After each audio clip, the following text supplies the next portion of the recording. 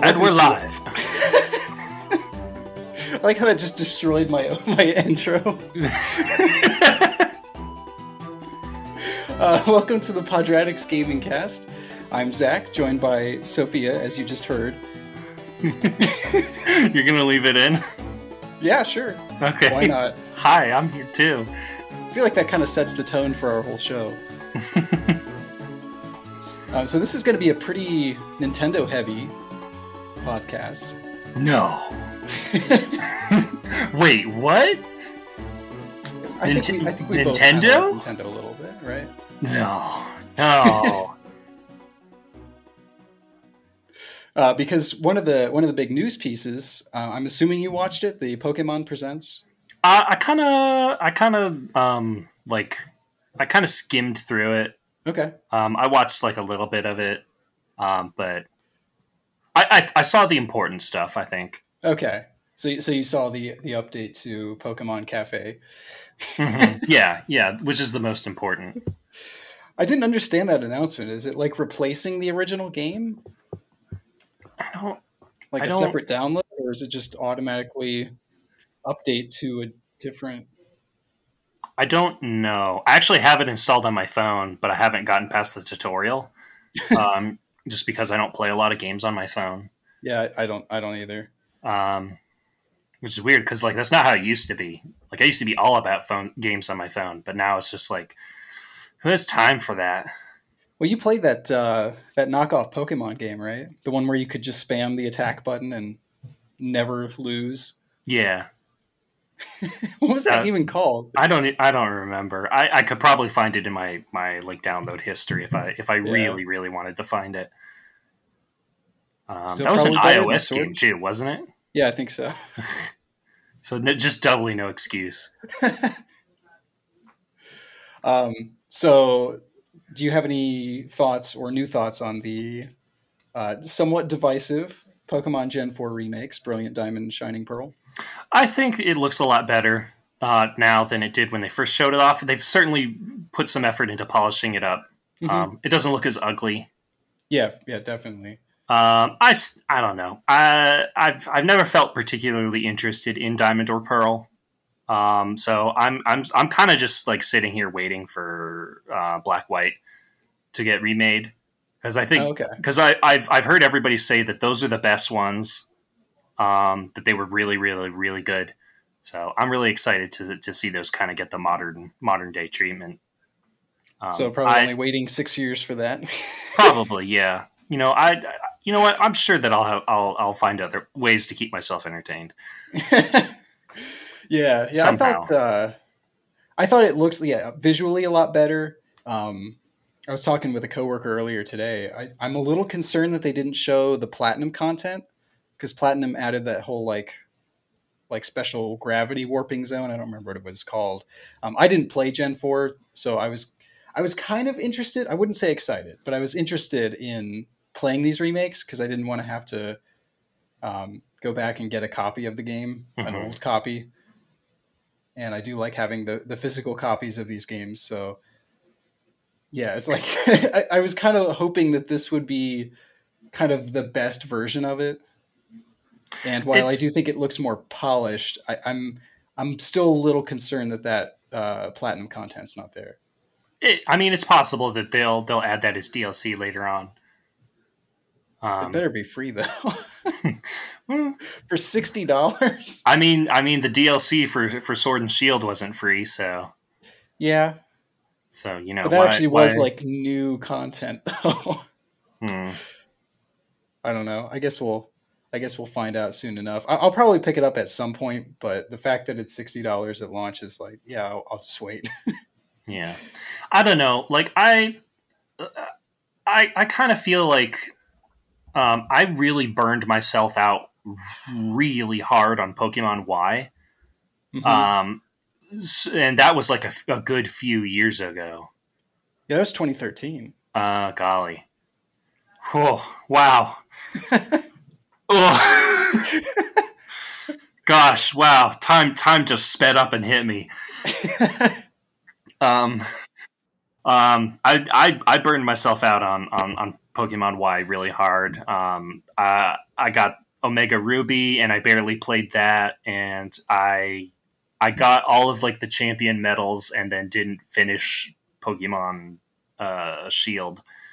because I don't know if I've talked about how I feel about Pokemon Sword Shield. I cannot stand it. So because so much of the story is just like, oh, you go be a good little champion and go fight in the Olympics, while us the adults solve this weird mystery, this weird Pokemon mystery that's like really interesting and mysterious, and we're all just gonna like we all have our own thing going on. You just go be the champion like a good child. And so, like, you miss all of the interesting things because everybody is just pushing you along to go be the champion. Yeah, it's not good, and it feels like they got burnt out with that entry. Yeah. Which really sucks because they added a lot of like really good quality of life stuff with like the like menus and managing Pokemon Yeah, boxes and the battle system. Like they really breathed like some good life into that, but like the story is just atrocious. right. Not And to mention the fact that they lied about the new models and animations. yeah, I mean that's a whole other kettle of fish that Yeah. I don't have the personal expertise to really take apart. But so like I'm still kind of like a little I'm a little spent on Pokemon at the moment, Right. which is why I'm waiting for 5 because I've heard that's good and I've never played it. So I would like to play it with like whatever modern enhancements. Yeah. Basically, I'd love to play the definitive version of those games. Right, right. So maybe you won't be burned out in like 6 or 7 years when it comes out. Yeah. Um, what do you think of? Do we still want to? Do we want to keep talking about the Gen 4 remakes, or do I we was want I was done. I didn't have anything else to add. to? It Okay. looks like the DS games, but with chibi models. Yeah. They did that Um, thing again where the like it's a very safe remake, right? Like they kind of went, okay, here are models based on what the sprites look like in the game, rather than like here are models based on what the sprites were supposed to represent. yeah. It's like 1-to-1 in like the most clinical Yeah, way. you see like the same tree plastered around. It's like, well, that worked for sprites, but Yeah. just looks a bit Who would weird want to live in this world? in the plastic world. Come live in the world of Pokemon. All the trees are the same. Well, it would be really easy to get lost in a forest then. Yeah. Every tree literally is the same. Yeah. Exactly. But yeah, so moving on to Pokemon Legends Arceus, I think that's obviously the big one. Is it? Is it really Arceus, I not don't Arceus? I don't know. I've heard it gone back and forth. The way I've been hearing most recently is Arceus, but I don't know if that's correct. So I always thought it was Arceus, so I'm gonna. I mean, I guess I can't really say Arceus because we're pretty close to like the English yeah, slang. yeah, So you know, I guess I'll say Arceus. Um, I don't know. I don't know. This doesn't feel like the right direction for Pokemon to be going. mm, Like I think it's definitely.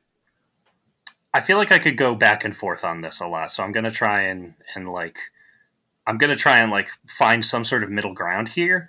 I think it's really interesting what they're doing. Um, I sort of get the impression that this is one of those games that needs to come out before the next one comes out and does it better. yeah, yeah, for sure. I mean, I think it looks. I'm sold on it. I am probably going to pick it up in January, but it looks like it looks like they're kind of catching up to like B tier JRPGs now, which is obviously a huge step up from where they were. Hmm. Um, the thing that I'm a little like, I like the setting. I like the setting a lot of like these people not really trusting the Pokemon. And so like you actually going out and gathering data makes sense this time because they Hmm. don't really know a lot about them. Uh, but yeah, I don't know. It looks decent.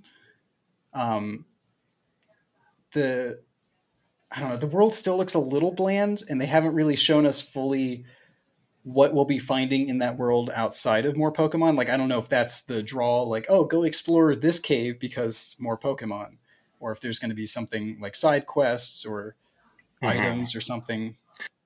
I I think I probably would be way more interested in it if they like. I know that they've kind of changed a couple of Pokemon, Mm-hmm. but it would be way more interesting if like all the Pokemon that are in the game, because this is like this takes place like way in the past. Right. If if like all the Pokemon like looked more like ancient beasts, like But then it, they had like a ruggedness, a roughness, like a wildness aspect to them instead of just like magnetite, normal magnetite or whatever. yeah, but Sophia, that would take effort. Oh no! In a the, Pokemon game, forget the about dreaded it. effort. Yeah, I mean, honestly, I think I'm probably a little more positive on it than you are, but I'm also like a big JRPG fan, so I think it Mm. looks fun just as a JRPG. But at the same time, it's like I still find myself being like, "Wow, that's actually like really impressive for a Pokemon game." And it's like every time I think about the fact that Game Freak has so much money and could hire on way more people if they needed to, or they could just delay their games and put more effort into them, then it always just kind of feels like, well, that's a cool feature for a Pokemon game. And when you compare it to other like modern JRPGs, even the way lower budget ones, um, like the Tales of series, Bandai Namco's Tales of series is like really revamping it. It looks like a full AAA game, and it's like they have to have nowhere near the budget of Pokemon Legends. But Hmm. I don't know. I'm not a Yeah. huge Game Freak fan. Yeah, I'm willing to be persuaded on this. I think it's really going to come down to like what people say about it when it actually comes out, as to like whether or not I'll poke my nose in it and sniff around. Um, but just like I really wasn't sold on it when they first showed it off, and the new information hasn't done much to change Mm, my mind. okay.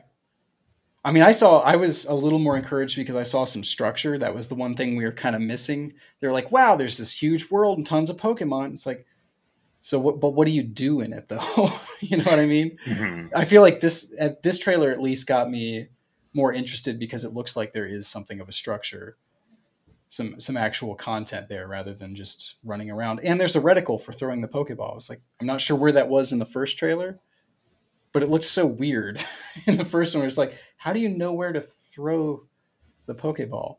Yeah. So yeah, I don't know.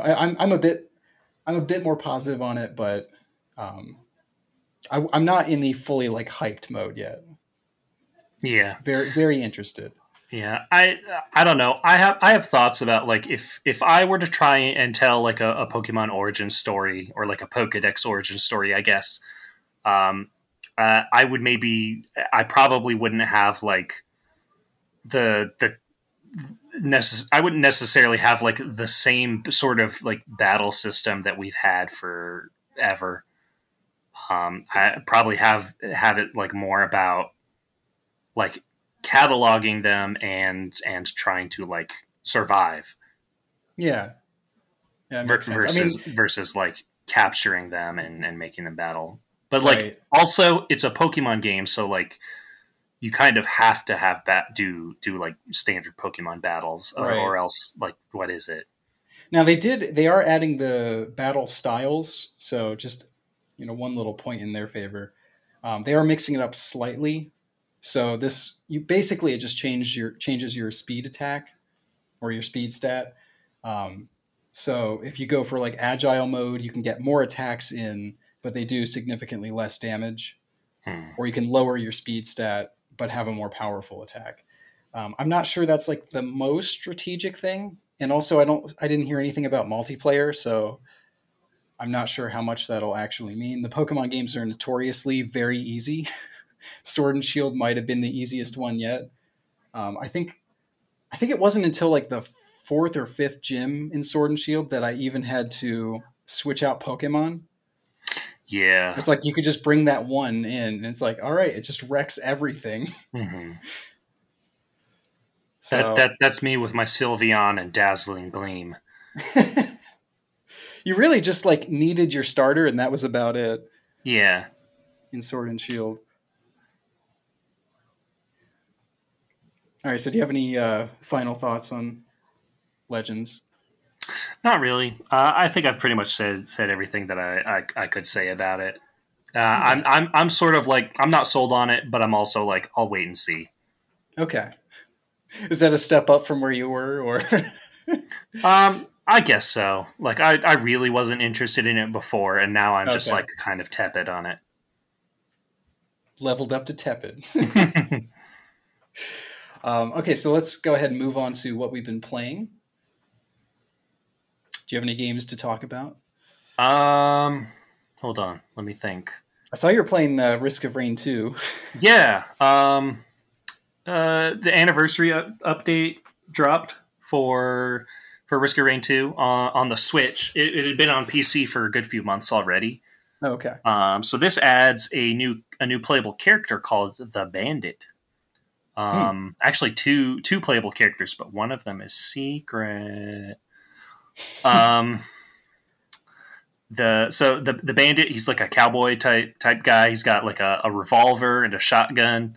And he's a lot of fun to play as. It also adds like a lot of I don't know. I'm really bad at like describing like different play styles in that game because it's a very weird game. Mm-hmm. But I played a little bit of that. They added a lot of like quality of life stuff. Like there are items that affect like how much damage you do depending on how close enemies are to you. They made it like clearer to tell like what that distance is. They added some like nice visual effects for like the bustling fungus. So like if you stand still when you have that equipped, you generate a healing field around you. And they added some fun visual effects to that, where like a bunch of mushrooms grow out of the ground. Okay. Just lots of really fun stuff. New items that you can pick up and unlock. I really like Risk of Rain. I've poured a lot of time into it. I think I've put even more time in the PC version than I have on the Switch version. Although, oh really? I've unlocked more on the Switch version than on the PC version, which is weird. How is that possible? I think because like I got the Switch version and I spent more time unlocking stuff rather than just sort of like casually playing. Oh, okay. I guess I don't really know the unlock structure, so. It's basically like through doing achievements. There are a bunch of achievements which like you can check at any point in the menu. It's just like a special stuff that you do that when you do it, you unlock a new item that you can find in the game, and each item will like give you certain sort of powers or buffs, debuffs, or abilities. Okay. So it's a really goofy kind of weird sort of game. It looks fun. It's a roguelike, right? Yeah, well, roguelite. Okay. Like so the maps are the same, but like where items fall are different each time. And you can find these artifacts which are let you alter how the game plays each run.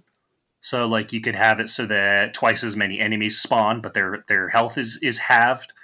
You can set it so that like you deal 500% extra damage, but you have like a tenth of your health. Stuff like that.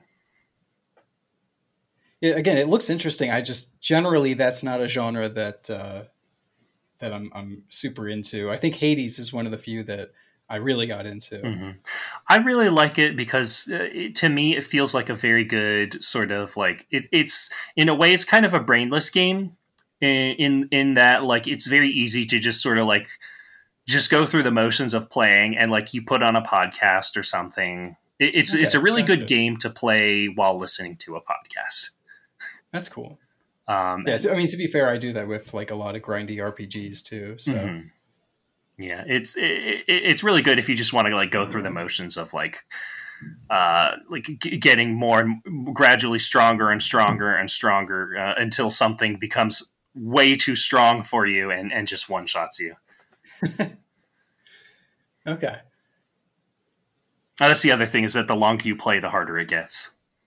So like so it just keeps. Yeah, like there's a timer that's constantly going up, and they're like certain like levels, like as time progresses, then like new hard difficulties will unlock, and like tougher enemies will spawn, or different types of enemies will spawn, and eventually you get to a point where it just starts spawning bosses all the time. So how long do the rounds usually last? I'm not sure. I would say like each chunk of time is like maybe 5 minutes, maybe less. Oh, okay. But like thing every time you take the teleporter to the next area, it skips ahead to the next chunk. Okay.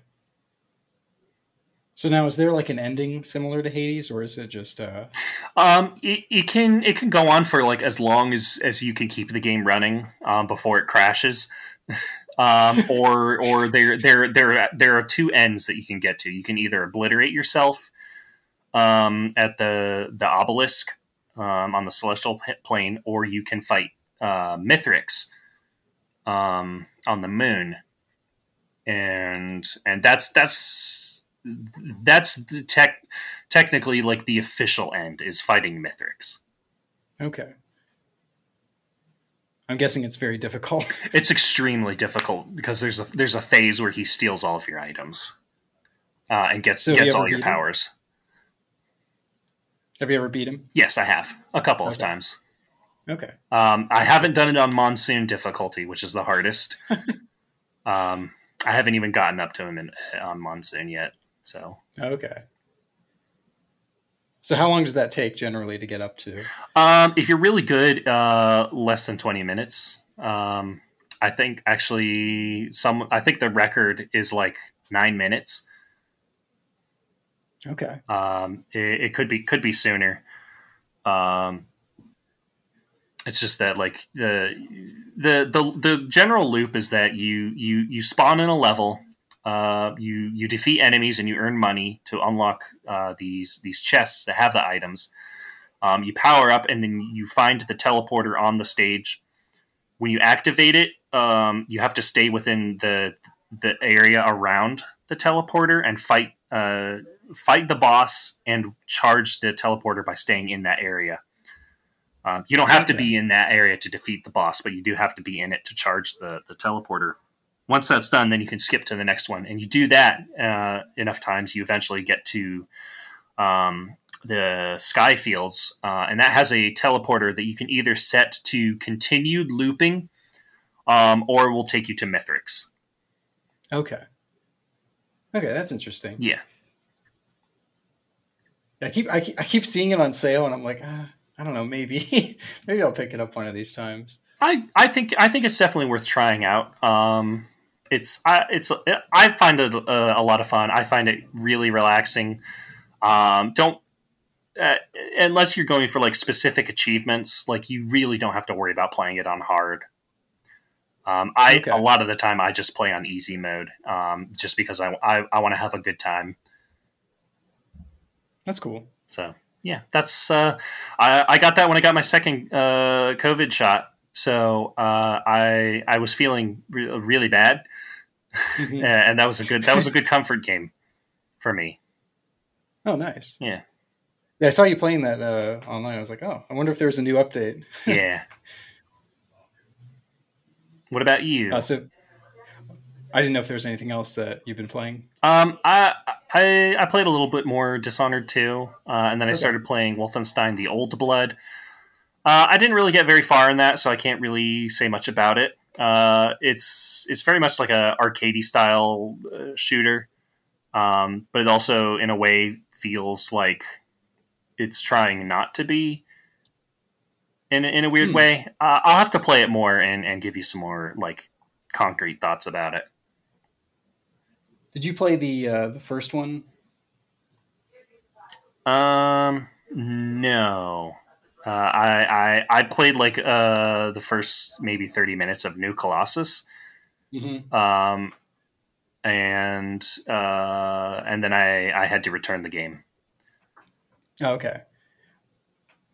Was it the New Order? I think is the first one, right? Yeah, I haven't played. That game, I haven't played that that. game's really good. It looks very dated, but it's definitely one of my favorite shooters. I've heard it's extremely good. Yeah, So I feel like it's really underrated. really. Yeah, I mean, I hear a lot of people talk about the second one and don't really hear much about the first game. That's weird. So I in my backlog, I started playing AM2R. Been meaning to get to this one for a while, and I'm having a hard time waiting for Metroid Dread. So I'm really enjoying it. It's a fan made game, and it's a remake of Metroid 2. And it feels like a mix between Zero Mission and Super as far as controls and sprite work goes. It's another case of like Metroid 2's design being the only real flaw with it. Because like I'm really having a lot of fun with it, but man, those Metroids are annoying. They are so much worse than they are in Samus Returns. Did you play AM2R? I played a little bit of it. Okay. Did you get to the Metroids with the little legs, the flying ones with legs? I don't think I ever got very far into it. Okay. Yeah. So basically, every time you hit them with a missile, then the second shot you fire, they will always avoid. And basically like teleport in back of you almost. Like they're super fast and you can't hit them more than like one at a time. And you're always fighting them on these tiny little platforms over thorns. So, and I can't find any energy tanks. I don't know what's up with that. I don't know if they're just like better hidden than in Samus Returns, but you don't have a find everything button. Right. But I mean, I found like a zillion missile tanks. So well, there you go. Just shoot missiles, I guess. Yeah. So I mean, with the Metroids, you go down in about 4 to 5 hits. With one energy tank. So I am like desperately trying to find one because I'm stuck on this one Metroid. So and it's not even that far into it. Oh no. So yeah, it's a fun game. It's I still think Metroid 2 is just the worst Metroid. So even if you have like a really great remake of it, and I think both Mercury Steam and I can't remember his name, the guy who developed AM2R, but in both of those cases, I feel like the weakest point of them is the fact that it's Metroid 2 still. That you're still like fighting those repetitive bosses. So I don't know. Yeah. So far, I think I've enjoyed Samus Returns a little bit more, but there's something about the sprite work and the music that really brings me back to the Game Boy Advance era. Yeah, I can definitely see that. Like I remember it's been a bit, but I remember really liking it, and I can't remember what happened. Probably my hard drive got wiped or something. Okay. That's something that happened a lot to me. That still kind of happens a lot to me. Is that like I will inadvertently wipe my hard drive. How does that just happen? I don't back stuff up, and I'm like, I'm just going to do a refresh on my computer. Oops, I've reset my hard drive. So wait, what keeps happening that you have to do like a factory reset? I just feel like stuff gets so cluttered to a point where like I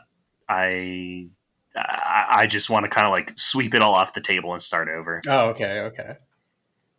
I was just wondering how that was oh no, I accidentally reset my Yeah, it's just like PC. I'm pretty sure that I backed everything up, and then I find out too late that, oh, I didn't.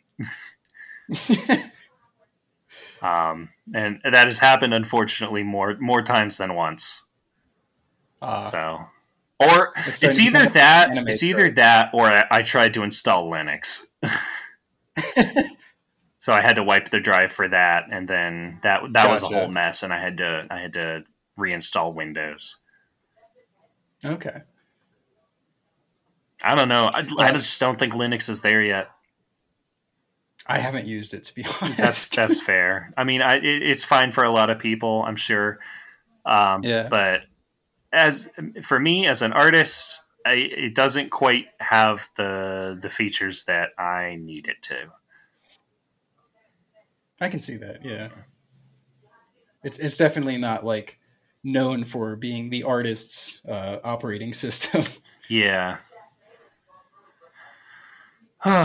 Well. So other than that, I did start Monster Hunter Stories 2, Wings of Ruin, Mm-hmm.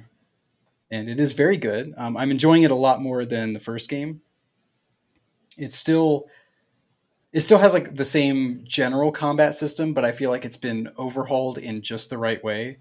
That I kind of feel like I get it this time. Mm. I had a hard time understanding, and I think it's partly because they didn't really explain everything well, and partly because it just wasn't as good. But this time around, yeah, the combat is very good, and it's much more strategic, I feel. So the I am playing it on Switch, which is not the best platform to play it on. I almost got the PC version just because I knew it would run way better, Mm-hmm. but I also knew I wasn't going to play it if I didn't have a handheld option. This is like that kind of 60-plus hour JRPG that really demands a handheld for me, Mm. or else I will just not finish it. But it runs horribly on Switch, Oh unfortunately. no. So yeah, the cutscenes at the beginning of the game were running at like 12 to 15 frames per second. Mm. I was like, how are the cutscenes this bad?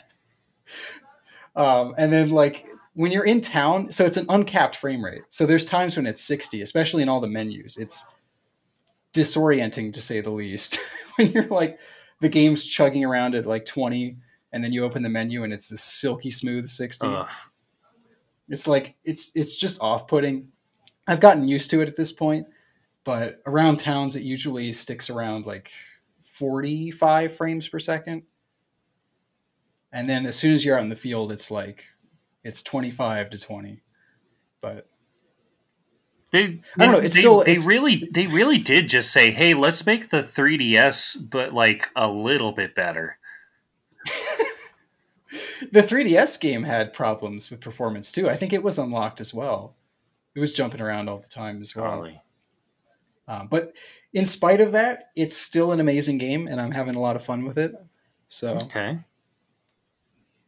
I would say if you're looking to get into Monster Hunter, but you're not like super thrilled with the combat or the style of the mainline series, this is like the perfect entry point because it does still have a lot of the core mechanics of like hunting the monsters and then using those parts to craft new weapons and armor. But it's all, I don't want to say dumbed down, but it's definitely like way more beginner friendly. Distilled to its like core essentials. Right, right. So that you don't have like the huge complex skill trees where you have to go, oh, I need to, get all this stuff to get to that one, or Mm-hmm. I need to like, build another version of that same sword so I can start building it off in this direction. It gets rid of all that complexity and just kind of boils it down to the most fun things about Monster Hunter, and then adds in a genuinely really fun turn-based combat system. So Okay. Well, that sounds pretty. can definitely recommend it. Switch version, there is a trial version that you can download for free, and it gives you I forget how long you get, but it gives you a chunk of the beginning of the game, and then that transfers over to the main game. So if you buy the game after that, you don't have to start over. Okay. So you can kind of see if it's a game you'd be interested Okay. in. Try it out on Switch and then get it on PC.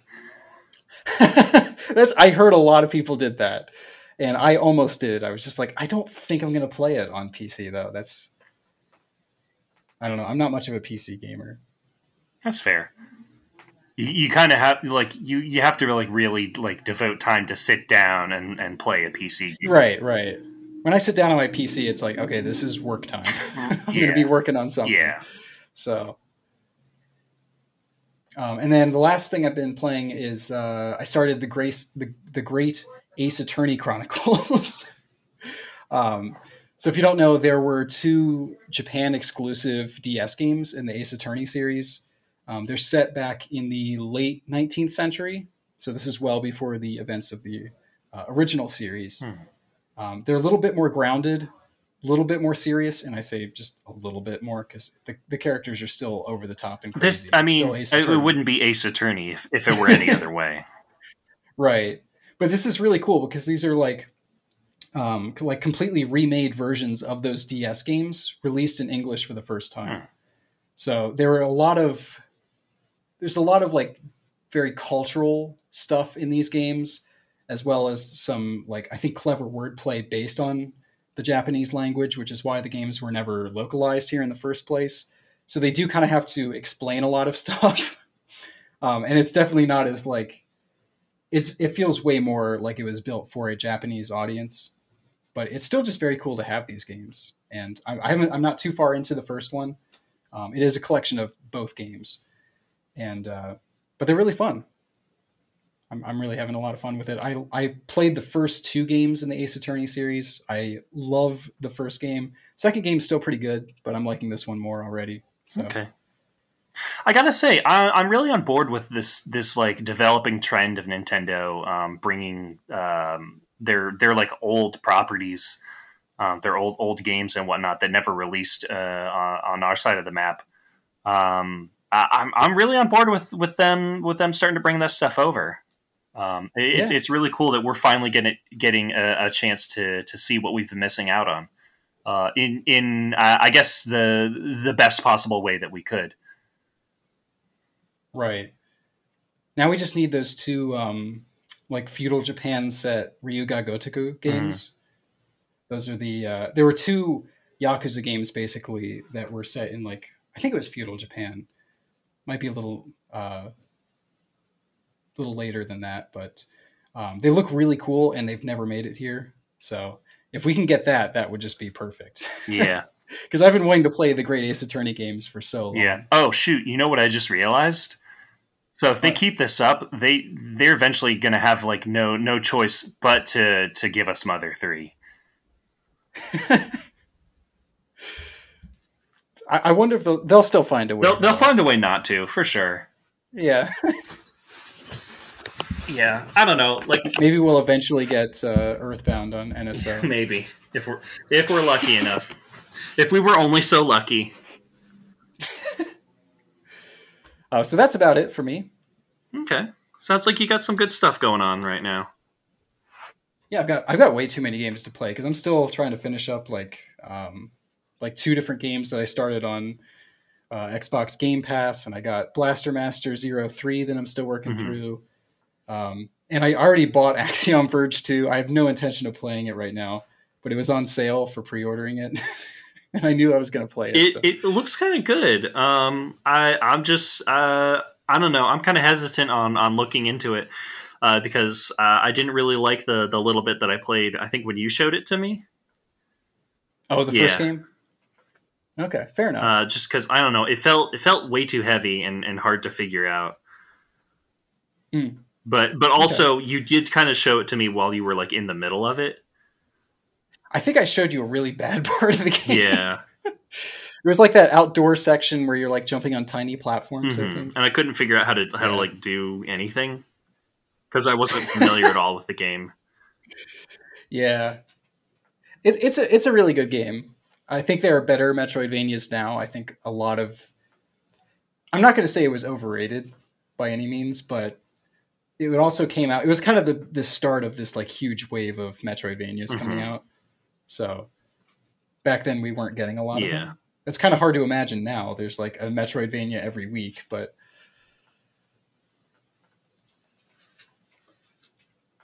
So yeah, I'll play that at some point. Okay. And then just a bunch of games coming out soon. This year's been pretty crazy already. Way better than Yeah, last year. it'll be really interesting doing like a retrospective on everything that's come out. Yeah. So do you want to move on to our discussion topic? Let's do it. Let's talk about Zelda. It was kind of alluded to earlier in the episode with calling this a very Nintendo-focused episode. But yeah, we're going to be discussing the current state of the Zelda series as well as the future. Okay. I think you're probably more prepared for this than I am. I didn't. So I was going to do some research, but then I had forgotten that my second shot was would take place like right between recordings, so I didn't research anything. Right. Well, that's understandable. The shots can really put you out. Yeah. At least for a good day. It happened to me. So yeah. So let's talk about Zelda. Okay. So one of the reasons that I kind of wanted to bring this up is because I feel like when I mentioned the Breath of the Wild 2, the Breath of the Wild sequel trailer that came out at E3, I didn't think I did a great job explaining my thoughts on it then. Mm-hmm.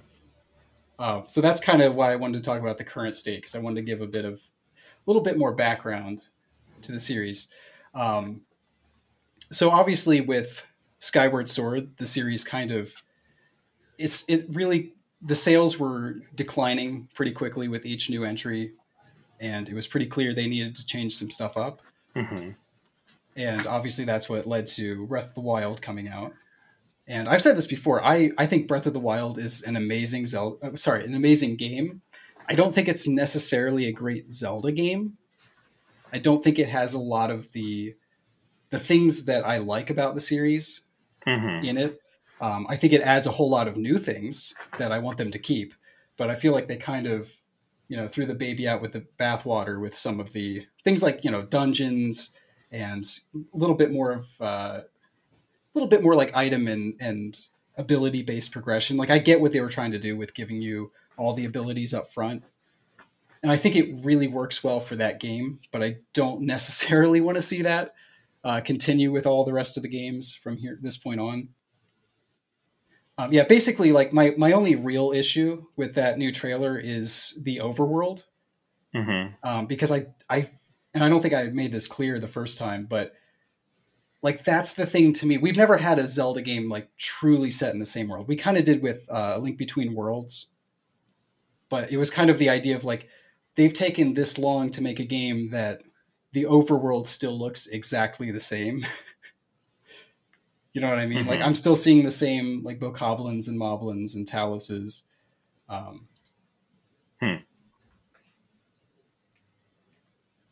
Yeah, I don't know. Like, I feel like this is something that I kind of was thinking of, is that like each game is like it is like the world changes because this is a story that is as old as time, that has been passed down, and basically like we're through the gameplay. We are basically like hearing a retelling of the story. Right. So like, details will look different because, and I don't know, this could just be how like I'm reading into it. I don't know if this is on purpose.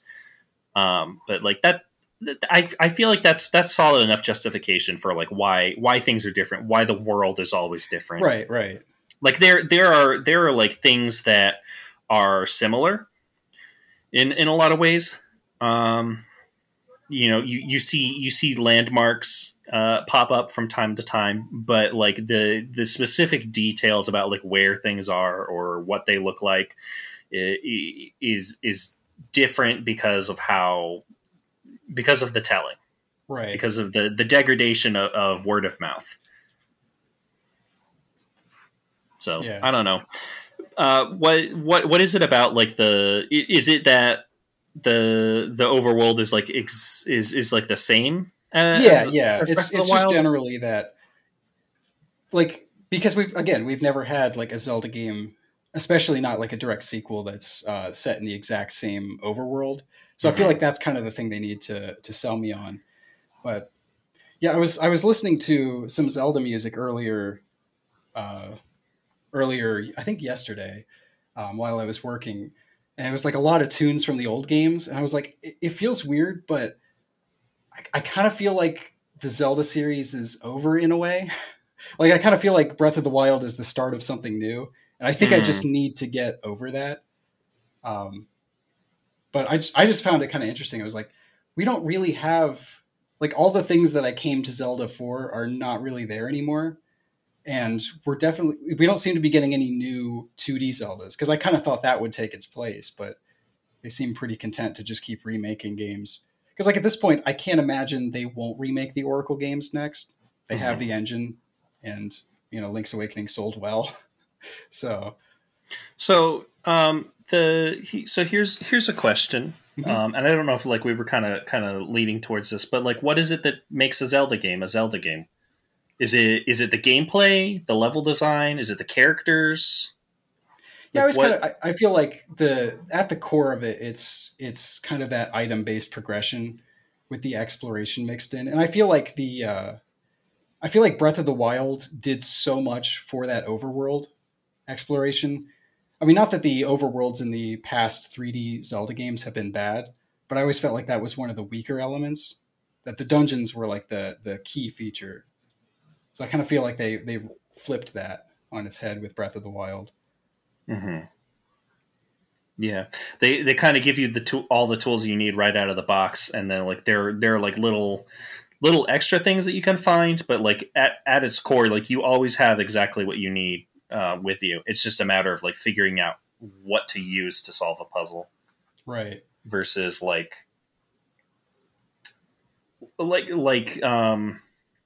I guess like Metroid games kind of do this, where like they will show you, like you will naturally come across things that you cannot access, but like are set up in ways that like you'll remember them, so that like when you do have the ability to access them, you will be able to find your way back.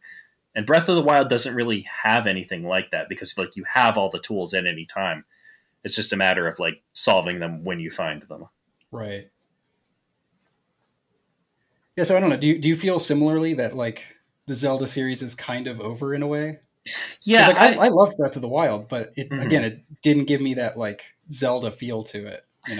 It definitely feels like there's like we've kind of hit a sort of fork, and Hmm. I think we are going to start seeing we're going to start seeing games in sort of like both categories, where like there's classic Zelda, um, and then there is like new Zelda.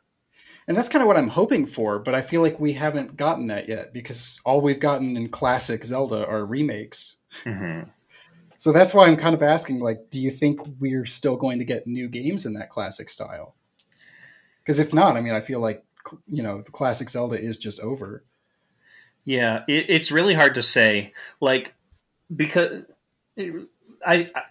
correct me if I'm wrong, but like Link Between Worlds is like the last like non spin off classic Zelda style Yeah, it game. is. Like Triforce Heroes is I would consider a spin off. Yeah, yeah. I mean, Um, technically it's canon, but it sure, doesn't feel like it when you're playing sure it is. it. Okay, Nintendo, sure. Yeah. Um, yeah, and then we got the Link's Awakening remake, and everybody, including me, is saying that they need to do the Oracle games Right. next. And those have been heavily rumored too. Yeah. So like it's very hard to imagine um, what they would do. It's very hard to see them going back from that. Right, and that's kind of what I mean. Like they're still new 2D Mario games. I mean, Mario Maker has somewhat killed that off, but they're still releasing stuff like the New Super Mario Brothers Wii Deluxe or whatever, Mm-hmm. and maybe maybe 2D Mario's future is just in the Mario Maker series, and obviously Metroid is still alive and kicking. But those are kind of like the three big Nintendo series that have both a 3D and 2D presence, Mm-hmm. where the gameplay is still somewhat similar, but well, or I should say the concept is still fairly similar. The progression is, but the core gameplay has changed quite a bit from 2D to 3D. Yeah. But I kind of feel like Zelda doesn't really have a 2D presence anymore. Not really. I feel Mm-hmm. like the remakes are just kind of like it almost feels like we're being catered to, like the classic fans, rather than them trying to actively reach out and get a new audience on board. Yeah. I can definitely see that. I feel like I I, structured this whole conversation horribly, but that was it's that it's was a, kind of the point I was getting to or wanting to get to was like yeah. without 2D Zelda, like I like the direction they're going in now with 3D Zelda. I Mm-hmm. actually do, especially if they fix the dungeons and whatnot. Um, but I am kind of worried that we will not ever see a true like classic Zelda game come back because Yeah. I feel like they could remake Minish Cap or do a Four Swords remake again too. Mm-hmm. I feel like they have plenty of 2D Zelda to draw from. Mm-hmm. Well, here's a thought. They could bring it back. They could bring like the classic 2D Zelda back, but with like inspiration from games like Breath of the Wild. Where like you have that top down overworld. You collect items and grow more powerful, but like make it more open ended. Like I think Hmm. isn't the original Link to the Past like sort of open? Like there you can sort of tackle it. I think once you get after you get the Master Sword, you can kind of like do whatever. Yeah, yeah, it's similar. I mean, Link Between Worlds did that even more so. Mm-hmm. Oh yeah, because you could just Yeah, it buy was items. completely open. Yeah.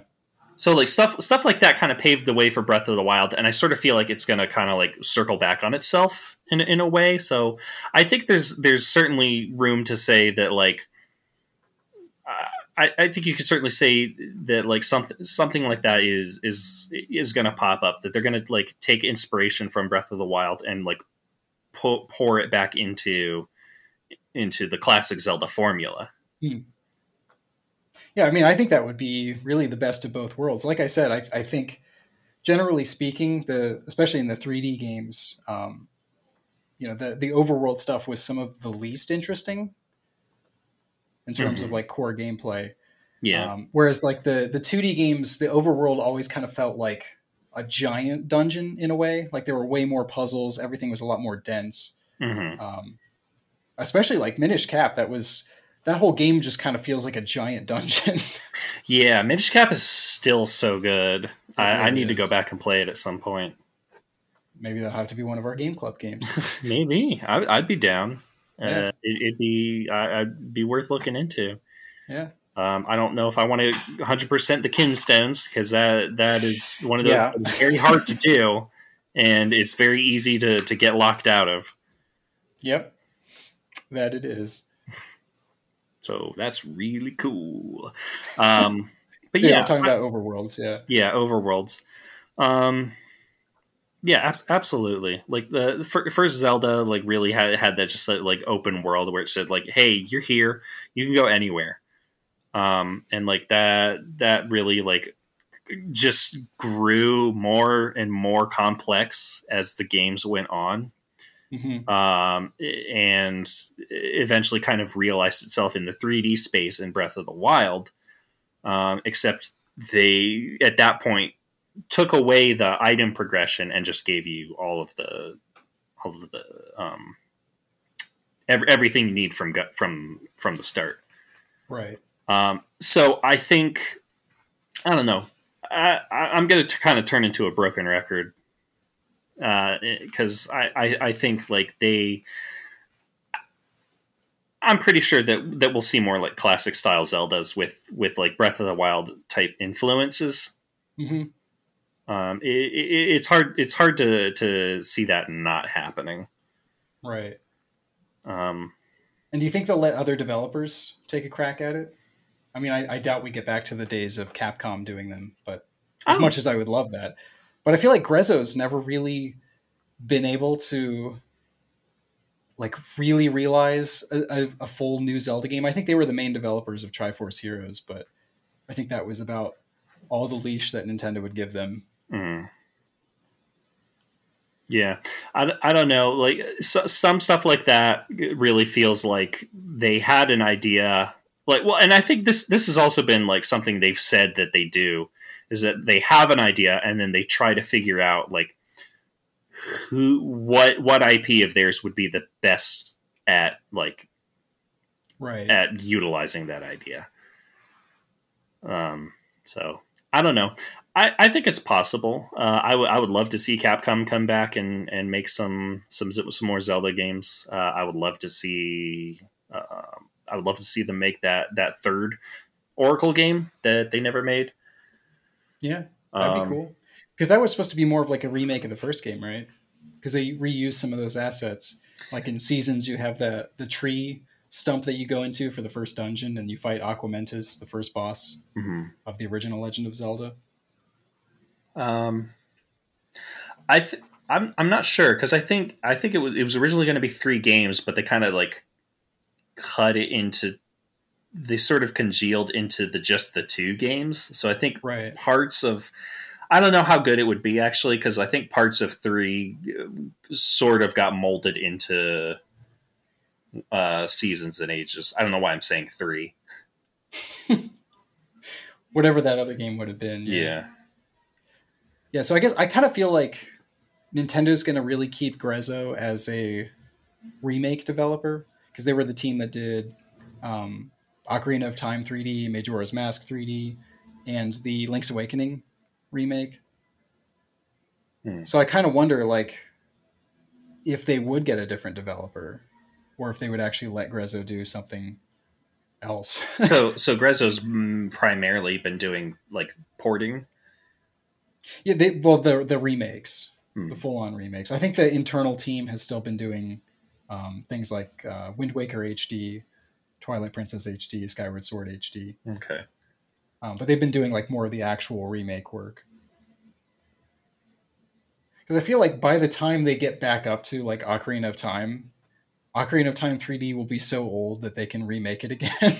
Yeah, I wish they and would. I mean, like, I feel like they'll just kind of continually remake Zelda games. I wish they would, and honestly, I would love it if Ocarina of Time had more Breath of the Wild in it. Just because I don't know how that would work. I mean, just in terms of like movement and mechanics, and world design, I think that Breath of the Wild could really go very far in Ocarina of Time, especially because like Ocarina of Time has some really good dungeons in it. Right.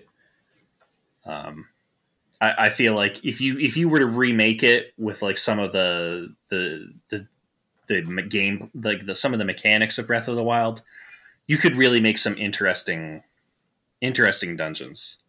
Right. So I don't know. Who knows? We also don't know how different the sequel to Breath of the Wild is going to be. Right. It's still at least a year out, if not more. Mm-hmm. It seems like there's a lot of stuff to do in the sky. So it could be that they're like a lot of the original world is very different. Yeah. And that kind of leads me into the second kind of discussion point. This is one a little bit more positive. Story wise, where do you think they're going to go after gameplay and story wise? Where do you think they're going to go after the Breath of the Wild sequel? Because it seems like this really is the end of the timeline, right? This is kind of the last Ganondorf / demise situation. I don't know. I could certainly see them going further than this point. Because the whole point of the story is that this is a cycle, right?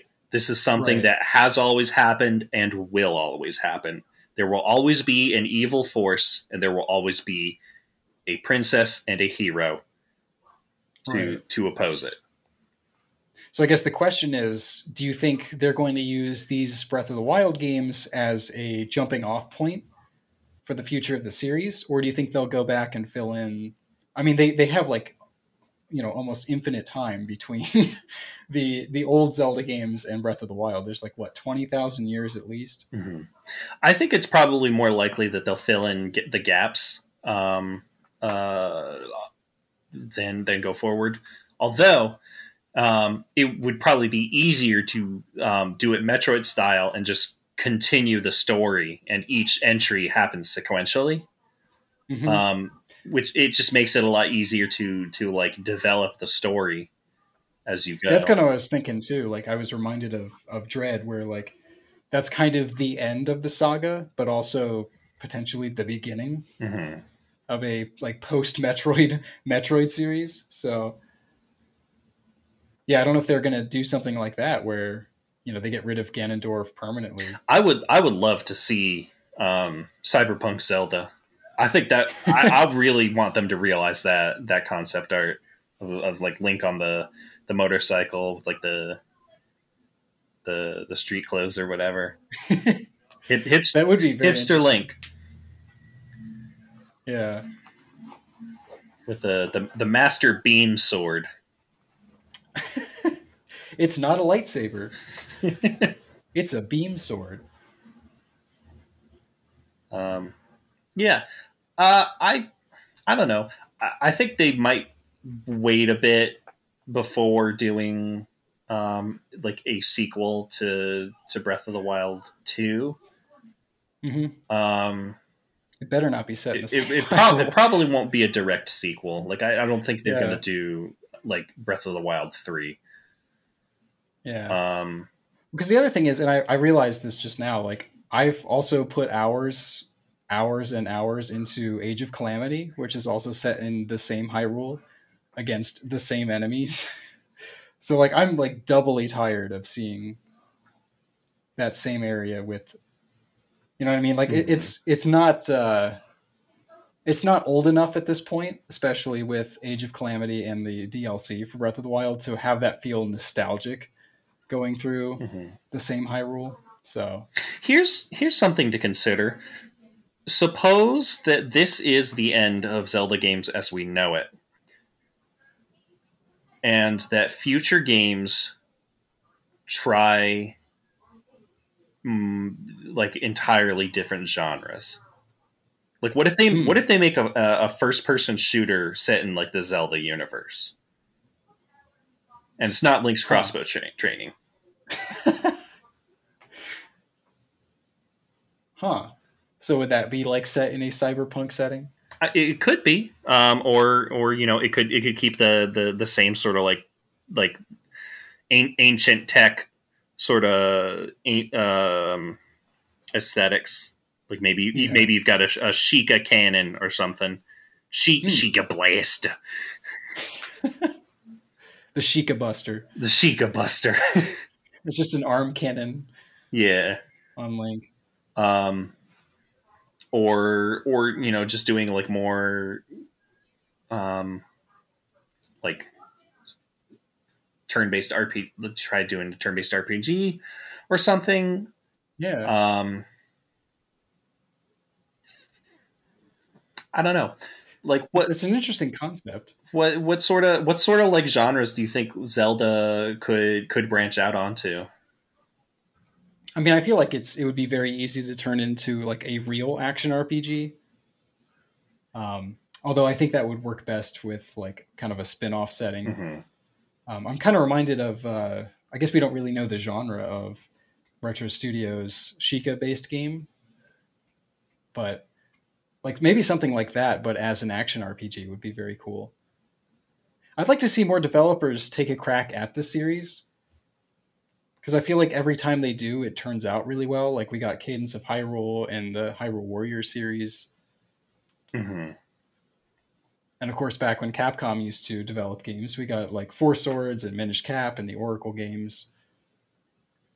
Yeah, it would be really cool to see kind of like a return to form a little bit from from series veterans. Yeah, I feel like they kind of outdid Nintendo with their design in some ways. What if they did it as like a 3D platformer? Hmm. That'd be wild. So kind of like Blue Fire. I'm not familiar with Blue Fire.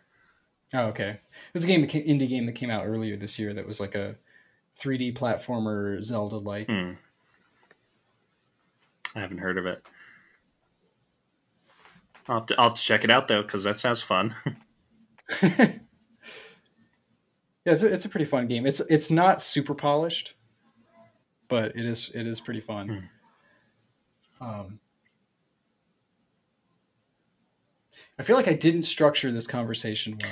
No, and I'm probably going to have regrets after of things that I forgot to bring up. That's okay. We can touch on it later on. Yeah. Because this isn't. I don't know if you got the memo, but this actually isn't our last podcast episode. This isn't it. This isn't it. Isn't the last one? Yeah. We actually got extra funding. They're letting us do more. Wow, that's cool. Yeah. Big news right there. Yeah, I know. It's pretty exciting. I'm excited. Yeah, so I guess realistically, where do you see the Zelda series after the Breath of the Wild sequel? I think they're going to try and fill like most realistic stuff. Realistically, I think that they're probably going to remake the Oracle games. Mm-hmm. I think they're probably going to try and squeeze something in the timeline, the already established timeline right. that happens. Which branch? I don't know. The Majora's Mask one. Wait, no, that's the Breath of the Wild. That ends up with Breath of the Wild, right? They haven't really said. They like the only official statement. Don't they converge? That's been a fan theory. I think the only thing they've ever said is that it happens way after those games. Like to the point where the branching timeline almost doesn't matter.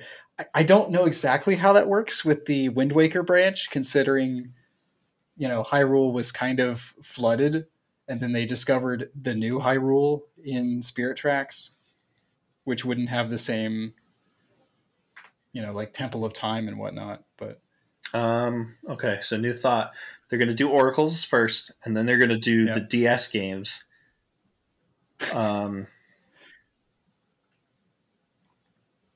There'll probably be a couple of spin-offs. There'll maybe be something that happens after Skyward Sword. So in between, is it Minish Cap next? I don't know. Works. I don't know the whole timeline off the top of my head. I want to say it's Skyward Sword, and then Minish Cap, then Four Swords, then Ocarina, and then it branches. Maybe they'll do something before Skyward Sword. Although it would be really cool to see like the like post Skyward Sword, especially because they just like remade it or remastered it. It would be really cool to see that story of the Skyloft people like taming the land and making a home for themselves. It would be pretty neat. I feel like there's so much spin-off potential. Yeah. That's kind of what I was getting at. With maybe like a Zelda town builder or something. Huh. And like you can help like grow a town, but then like you can still go out and adventure and stuff. Do you find dungeons? Didn't Dark Cloud kind of do that? I don't know what that is. Okay. Well, you picked up on Pinobi, so at this point, I feel like you have to get every obscure game I talk about. Well, it's you really roll the dice with me. And that's just the way that it is. Yeah, Town Builder would be an interesting premise. Mm-hmm. And like the way that you like fight monsters or like the resources you collect can like shape the way that your town grows and your people prosper and stuff like that. I don't know. That could be pretty interesting. So you said set like right after Skyward Sword? That'd be really cool. But I don't know who can really say. That's the one thing that you can. The one thing you're sure about Nintendo is nothing's for sure. That is true. That's very true. Yeah, I think they'll definitely remake the Oracle games next. Mm-hmm. I mean, it makes too much sense. Like those games were already built using the assets they already made from Link's Awakening back in the Game Boy days, so it's like I would assume history would repeat itself with this. And I'm curious to give those games a try again because I wasn't the biggest fan when I first played them. Mm-hmm. So, but I haven't played them in a very long time. So, mainly because I feel like Minish Cap is just so much better. Minish Cap really is just like super good. But I've got a particularly soft spot for the Oracle games because they were the first Zeldas that I ever played. That makes sense. Which one did you play first? That's really hard to say. I want to say probably Seasons. Okay. But my cousin had both of them, and I borrowed them from him. I don't think I ever finished Ages. I think Ages has harder puzzles. I forget what makes Seasons difficult.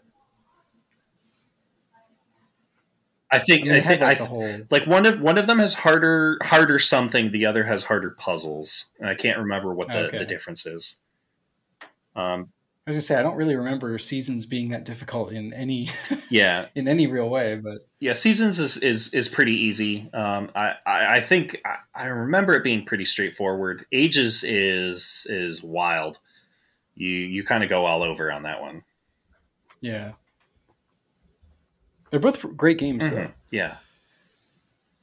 So I would be interested in revisiting those with a fresh coat of paint. And also would love to hear the soundtrack remastered. That would be real nice. Yep. Yeah, definitely. Those games had a really good soundtrack, but although a lot of the tracks are borrowed from Link's Awakening, so I guess we have had a good few of those already. I mean, a couple of them, like the house theme and some of like the town themes, but they both have like a lot of original music. I do need to replay those games. Yeah, you gotta. Yeah. They're so good. Yeah. Plus, they change constantly. They change like every time that you play them, and like there's they've got a ton of replay value because you get like different codes that you can swap between them. Well, I know you have to do that to get the secret ending. Mm-hmm. Yeah, like I can't remember if it's random or if there are things you can do to influence it, but like you get different animal companions. There's like a dinosaur-y, alligator-y guy. Oh, I did remember that. There's like I got the kangaroo, the boxing kangaroo. Yeah, or there's like a little wing. Well, not little. It's a big blue bear with like tiny wings. Yeah, I remember that. Moosh, I think his name is. Yeah, I think it is. Yeah.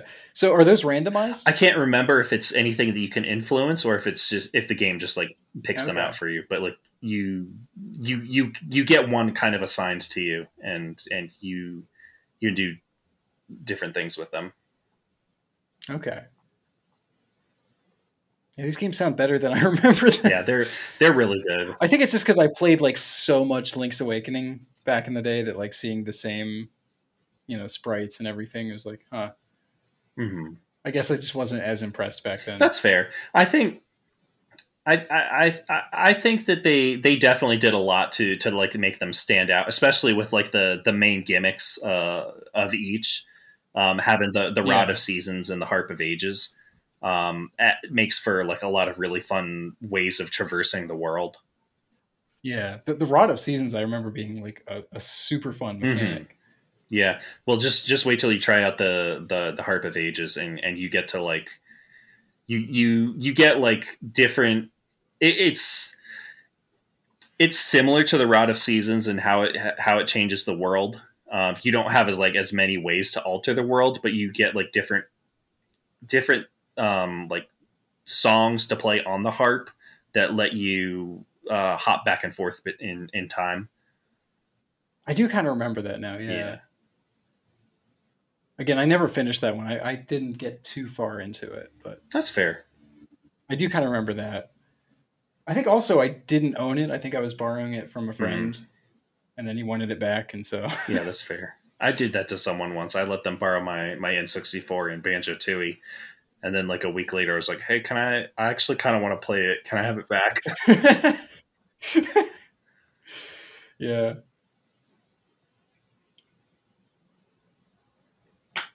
Yeah, kind of got off on a Zelda ramble. Yeah, a little bit. But yeah, I don't know if that's what they're gonna do. Like I said, nothing's ever for sure with Nintendo. Yeah. I mean, I'm assuming they're going to keep the open air style from this point onward, at least for the foreseeable future. And if they do go back to like classic top down, I think there's no way that they are not going to take inspiration from Breath of the Wild in some capacity. I think that'd be nice.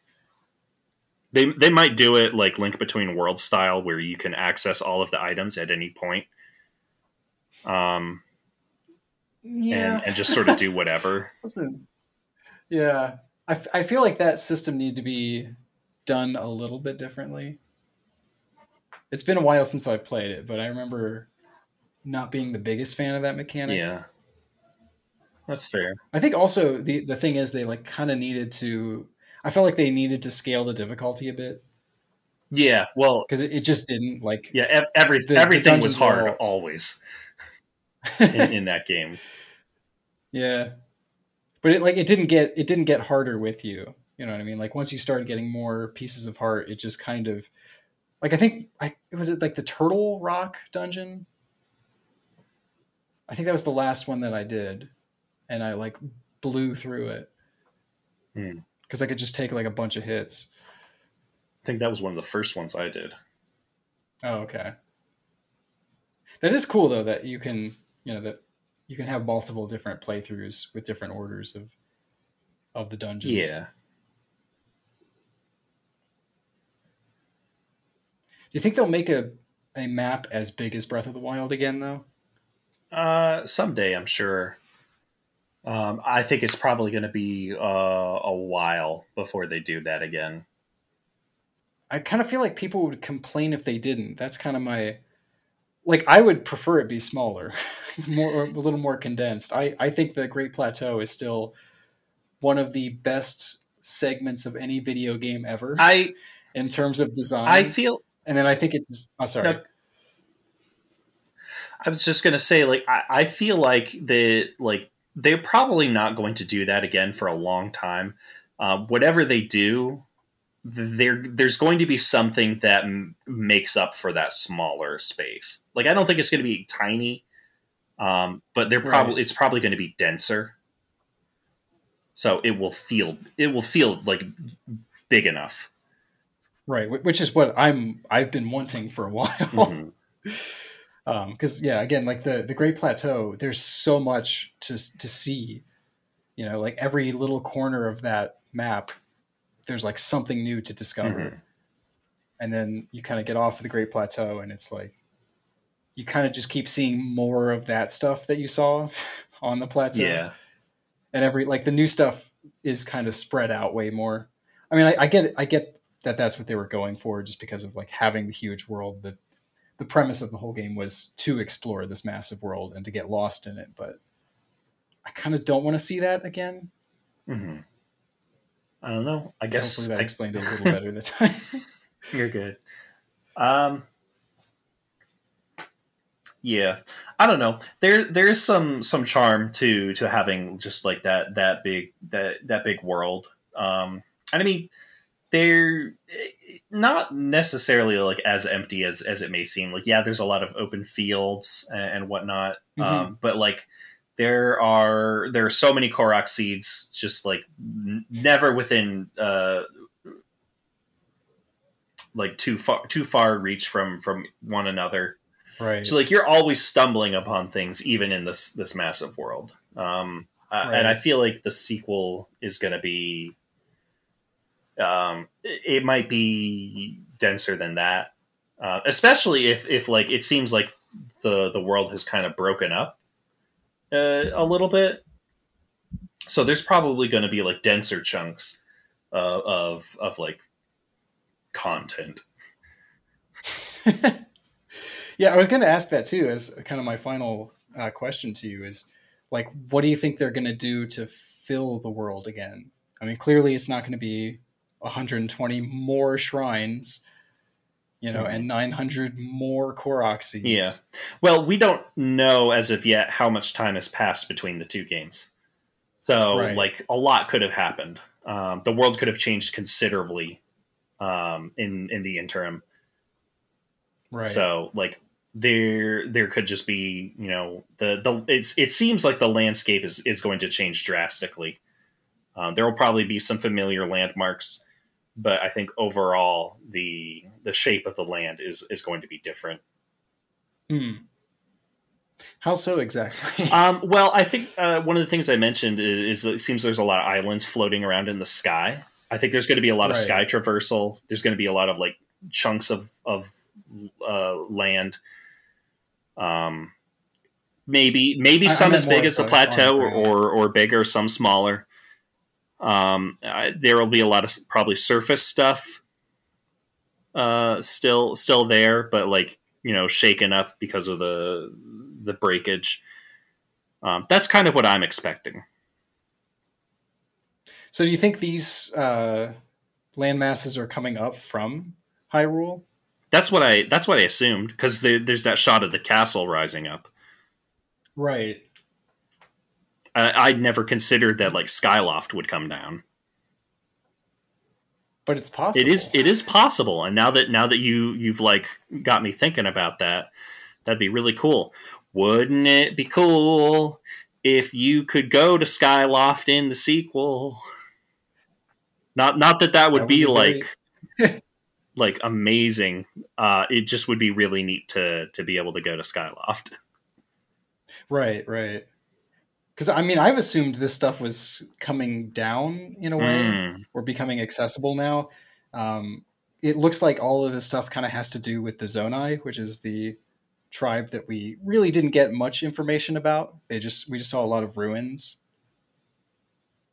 scattered around Hyrule, mhm, which is one of the things that the Breath of the Wild did really well. Was even though there wasn't a lot of different content, there were a lot of like little subtle pieces of lore if you were looking for it. mhm. So I guess we had a very different thought on the floating islands. Yeah, that's really interesting because I had assumed that it was like the like the ground rising up. Hmm. I'd never considered it could be the ground rising down. Well, I just kind of I, thought like I, those I, I things don't didn't look like they expect were the on. sky is falling. I don't know. Maybe it's not. I mean, obviously we see Hyrule Castle is starting to float, but I don't know if that has anything to do if like because we don't see any other land masses, and the stuff on the floating islands didn't look like the stuff on Hyrule. Mhm. What So if I don't this is know. actually the first game in the series, and this is the creation of Skyloft? It's just a giant time warp, Yeah. huh? Huh. Huh. What if though? That would be Yeah. crazy. Golly. I feel like they're gonna tie Skyward Sword in some way, or at least pay homage to it in some Hmm. way. I don't feel like it was a coincidence that they had Skyward Sword HD launching like right at the same time they were showing floating islands in the new Zelda game. Yeah. I just had another random thought. Like, what if like they do end the series and they choose to like restart it? What if I mean, they they kind choose of to do like an AU and just like start a whole new series off of it, like basically like recontextualizing the whole story. I mean, they could do that with while still keeping it in canon by then making Breath of the Wild like another one of those ancient legends. Yeah. That'd be interesting, though. I don't know, just a random thought. I didn't really have anything else behind it. Oh, okay. I mean, it's kind of this whole episode is just Zelda rambling. Yeah. So. I likes me some good Why Zelda. don't you play Risk of Rain 2? You can listen to us ramble. Yeah. The official podcast of... No.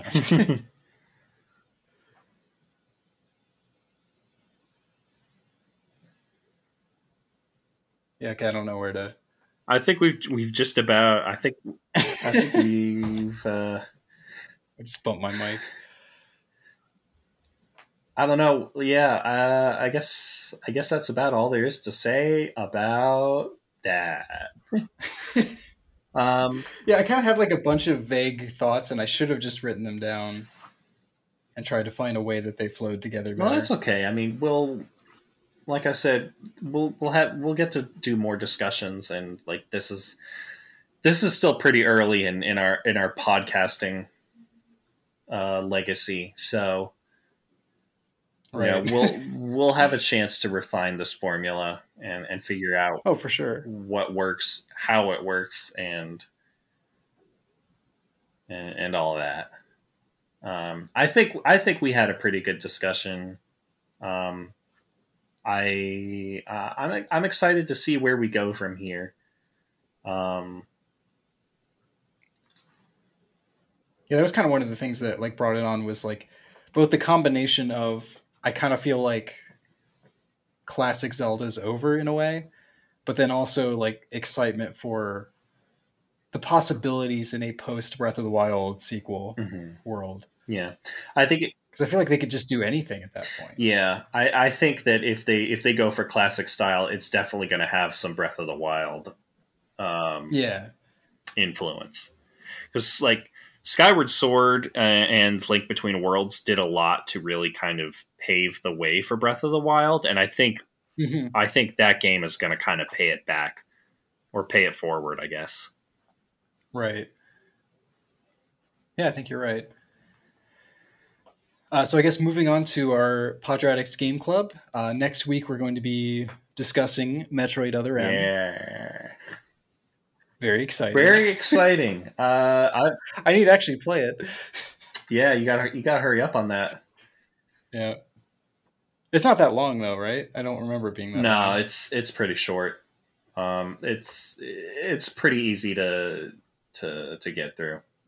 I think I beat it in like the first day I got it. Oh, yeah. Wow. Okay. Well, I also played it nonstop, so. Do you know how long it took you? No, I could look back at my save file. Okay. But it should be a pretty interesting discussion. I know you have a lot of thoughts on this game. Yeah.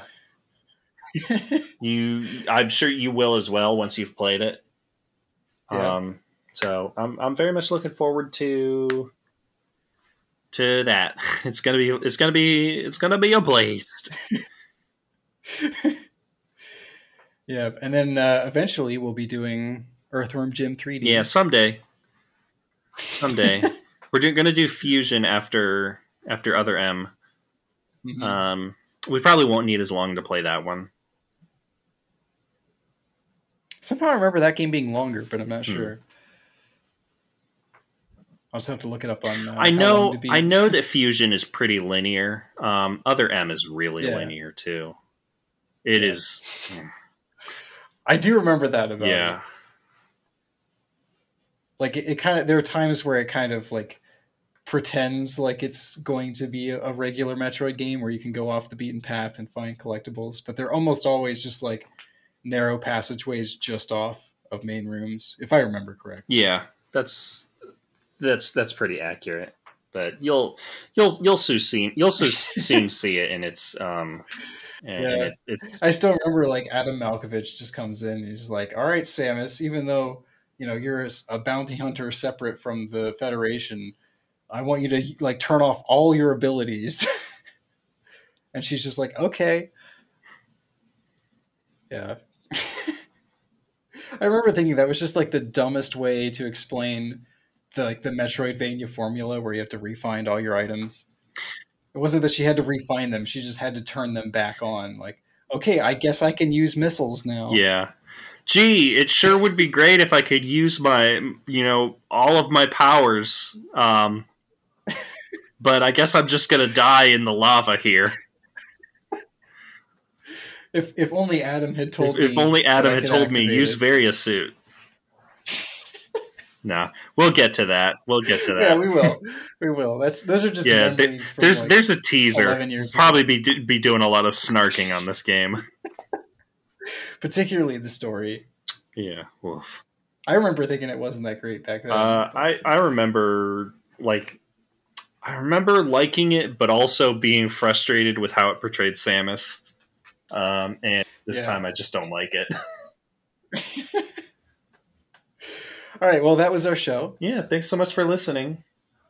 It's a very weird, rambly one, but hopefully it was still somewhat sometimes enjoyable. You just got to have those. Yeah.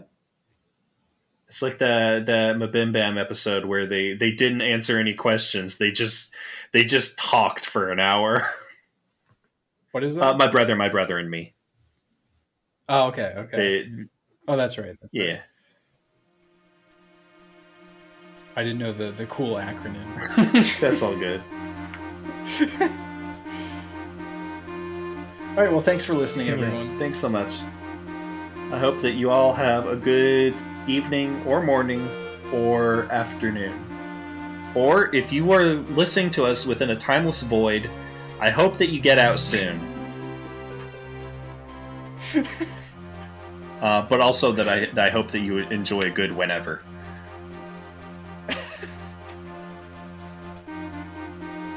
I think that's the perfect way to end.